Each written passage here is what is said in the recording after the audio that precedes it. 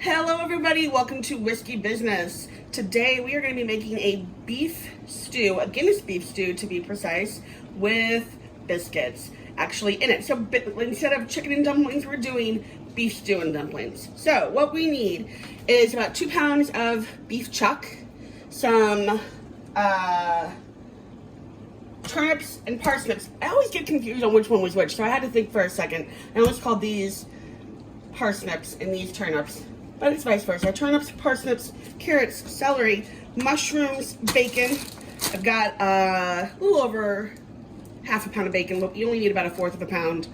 Some tomato paste, some beef stock or beef broth, and then of course your Guinness, and thyme and parsley. Those are the herbs that we're going to be using. Then for the dumplings, you need self-rising flour, some milk, some shortening or Crisco, and some nice sharped cheddar, along with some more of the herbs for our dumplings. And then of course, for our whiskey business, our whiskey is some fighting cock. And my husband is my sous chef today, which is why we have 2 glasses. So we're going to start by getting everything ready. We're going to chop up our vegetables, but the first things first is we need to cook up the bacon, because that is going to go first in our Dutch oven. So let's get going. And while I'm at it, I forgot a few items that I mentioned. You're going to need some Worcestershire sauce, sauce, an onion, garlic, and a little bit of cornstarch that we're going to mix with water to thicken our beef stew. So, and potatoes, I forgot those too. I'm just very forgetful and I couldn't talk today. So I guess quarantine is eating away at my brain. I'm using what I had on hand, so I had 1 large russet and a couple of red potatoes. I'm just gonna mix those up together. And you just need about 2 of everything. So 2 potatoes, 2 turnips, 2 carrots, 2 celery, 2 parsnips, 1 onion, and I'm gonna say about 4 to 5 cloves of garlic, because we like to garlic it up. And now we're gonna continue chopping.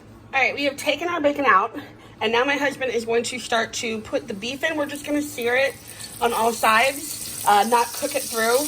And then we're gonna take it out, leave that grease still in, and add our celery, onions, and carrots. Okay, I've got my beef now out, and we're gonna add our celery, carrots, and our onion, or as it's called, the Trinity. And we're gonna cook these for a few minutes, and then we are gonna add our garlic, and then the tomato sauce, and then the Worcestershire, and the beef broth, and then we're gonna add our beef back in. Okay, my onions are getting nice and translucent, so I'm gonna add in my garlic, and I'm gonna cook this for about 30 more seconds, and then we're gonna add our tomato paste. After your garlic is cooking, you're gonna add in your tomato paste. You only need half of one of those small little cans of tomato paste. I hate to use those because then half the can goes to waste. So I use the tomato paste that is in the tube. So it comes in a box like this, and you just need 2 tablespoons. Okay, once your tomato paste is all incorporated, you're adding 2 tablespoons of Worcestershire sauce, and then a whole bottle. I think my husband is having technical difficulties squeezing that into the little thing. And then a whole bottle of Guinness. And we're just going to let this simmer, getting all those side bits, and then we're gonna add our beef, our stock, some bay leaves and thyme, and we're gonna cook that for 1.5 hours. Okay, now that this is simmering, we're adding our beef back in, and then we're gonna add 4 cups of beef stock, so just 1 whole large container, a couple of bay leaves, and then a couple of those sprigs of thyme. And then when we're all done, we'll just pull those stems out. And of course the bay leaves out.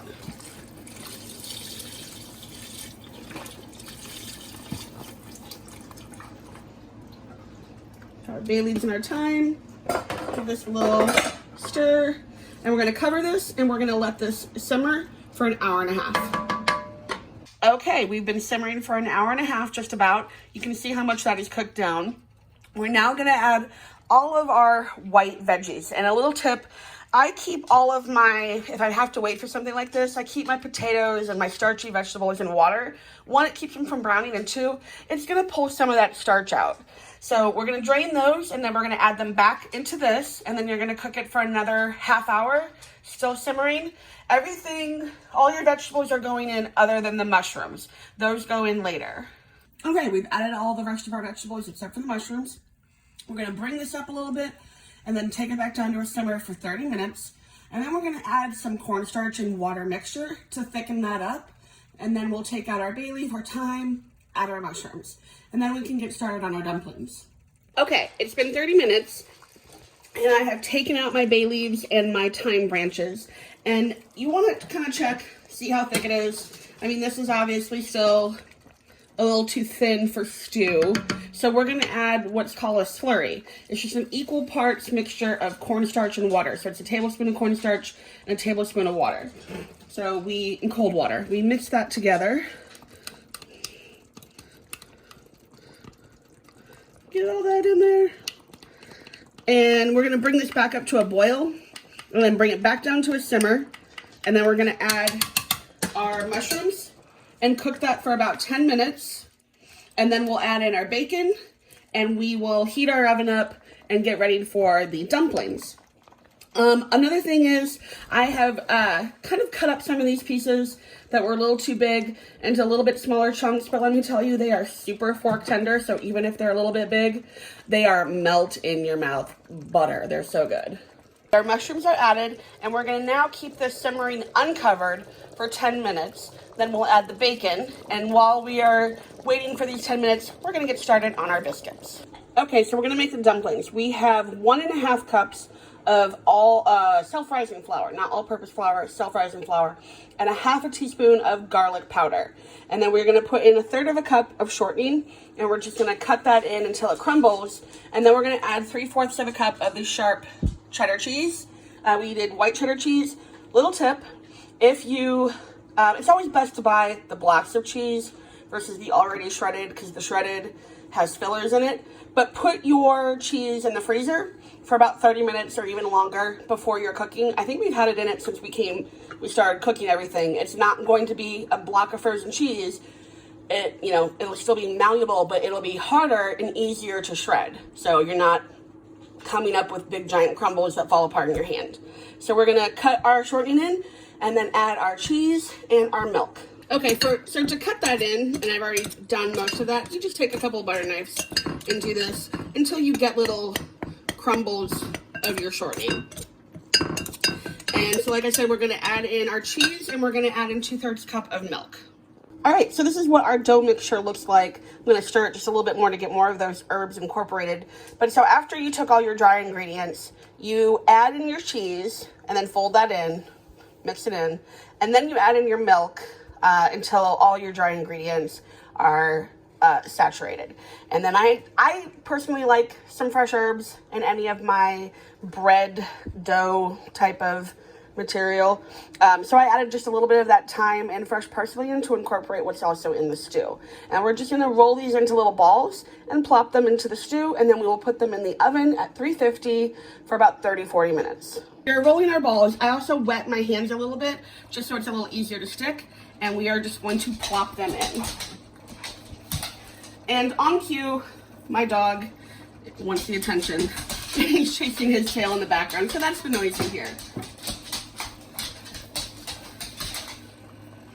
If your hands start to get too sticky, you can wet them again. So I'm just grabbing like that kind of chunk to roll.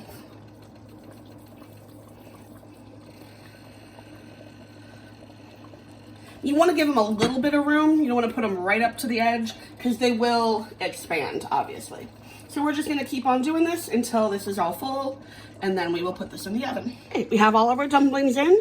Now we're going to put that into the oven at 350 for about 30-40 minutes uncovered. Okay, it took about 40 minutes, but they are all done. So we're going to serve this up and enjoy. And here we go. This thickened up so much. So just keep that in mind. If it is still runny when you go to put it in the oven, it's going to thicken up a lot. So I'm really excited about this one. All right, so try it. Let me know how you like it. Hit the like, hit the subscribe, hit the little bell for the notification, and we will see you next time.